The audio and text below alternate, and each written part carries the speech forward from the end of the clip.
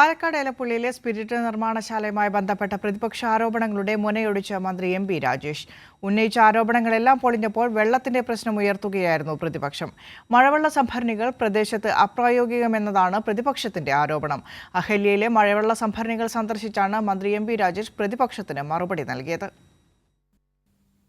1.5 കോടി ലിറ്റർ മുതൽ 7.5 കോടി ലിറ്റർ ജലം വരെ സംഭരിക്കാൻ ശേഷിയുള്ള 15 ജലസംഭരണികളാണ് പാലക്കാട് അഹല്യ ക്യാമ്പസിൽ ഉള്ളതെന്ന് മന്ത്രി എം.പി. രാജേഷ് പറഞ്ഞു. എല്ലാ സംഭരണികളിലും കൂടി 33 ലിറ്റർ വെള്ളം സംഭരിക്കുന്നുണ്ട്.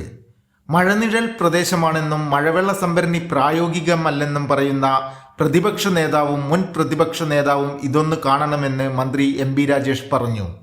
ഞാൻ ഈ വസ്തുത ബോധ്യപ്പെടുത്താൻ വേണ്ടിയാണ് അന്നത് പറഞ്ഞത്. ഇപ്പോൾ ഏതാണ്ട് പ്രതിപക്ഷം തന്നെ അത് ഉപേക്ഷിച്ച മട്ടാണ്. എന്നാലും ഞാൻ പറഞ്ഞ വാക്ക് നിന്ന് പിന്മാറരുതല്ലോ എന്നതുകൊണ്ടാണ് ഇന്ന് വന്നത്. കഴിഞ്ഞ 2 ആഴ്ചയായിട്ട് പ്രതിപക്ഷമൊന്നും ഇതിനെക്കുറിച്ച് ഇപ്പോൾ പറയുന്നില്ല. കാരണം ഇതിനി മുന്നോട്ട് കൊണ്ടുപോകാൻ പറ്റില്ല എന്നുള്ളത് അവർക്ക് മനസ്സിലായിട്ടുണ്ട്. പക്ഷെ ഞാനന്ന് അവരോട് പറഞ്ഞതാണല്ലോ, നമുക്ക് ഒരുമിച്ച് പോകാം.